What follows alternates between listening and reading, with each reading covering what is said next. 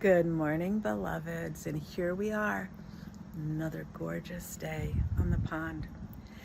I'm here today with the video that I promised you, part 2 of my sharing of my thoughts and knowledge with you on the act of manifestation. And manifestation is the art of bringing your wishes into reality, bringing your dreams and your wishes into the physical world.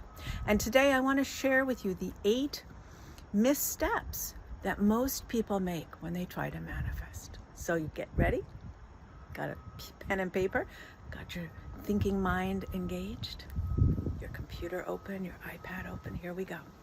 First step is not having a clear and defined wish. Kind of having your thoughts just all over and, well, I kind of like this and I'd love that. No, focus on one piece that you'd like to manifest at a time.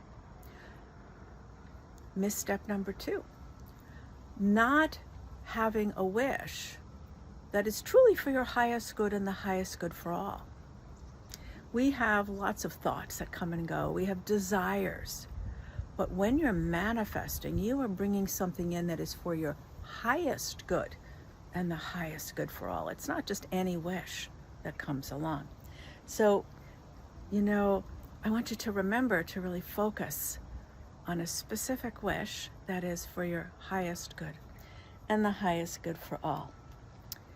Third misstep is that people don't engage both physical world tools to bring it into their life. And they also don't engage, or they don't engage in spiritual practices. So manifestation is a process, and treating it as such is important. So you need to not only have a wish, you need to have tools that will help bring that wish from the ether, because a wish is fine frequency, but you need to ground it into the physical world in order for it to show up here. That's the way that works.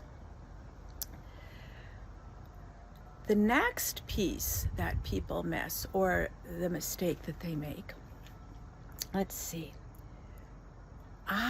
They don't co-create with the divine within them. We are energy in form, and the energy is the divine energy of oneness, of love within us. And you need to access that and co-create with the divine. You don't do this alone. The ego tells us we're just soul entrepreneurs here in this journey, but that's not the case. So you need to work on the relationship you have with the divine and bring that divine energy into the process of manifesting. So I'm going to go into my heart and remember. Got it? Here's the next misstep. You need to put your attention on your wishes repeatedly, taking these practices over and over and using them. That's so important. Here's another step that's a misstep. Most people, they have a short timeline. They want everything now.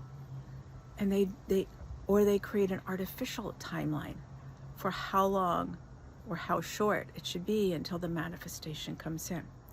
And then the other misstep they make is they are very rigid about what this needs to look like when it arrives. You have an idea, a wish, a desire, but when you co-create with the divine, you're co-creating with an entity that is overseeing the wishes of all.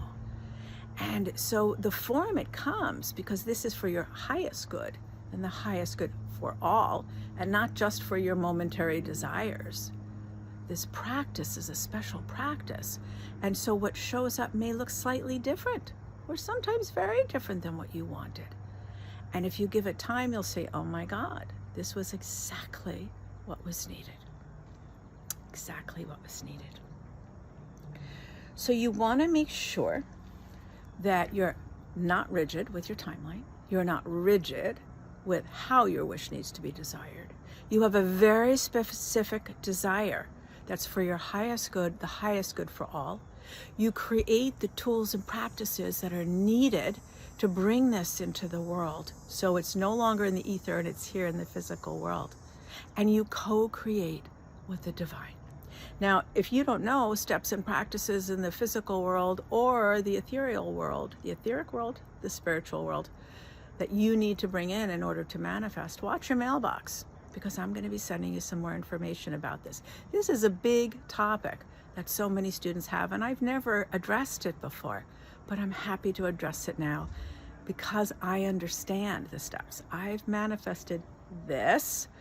I manifested healing when I was told a year into my brain injury I'd never be any different. And look at me now, still healing, but very different. And I manifested a book deal in a day and age where people are self-publishing right and left, which is a wonderful option. But I wanted my book to have distribution, and I don't know how to distribute it. So I needed a publisher, and I manifested that. So I want to share with you the steps that I took in my world to create my wishes into form.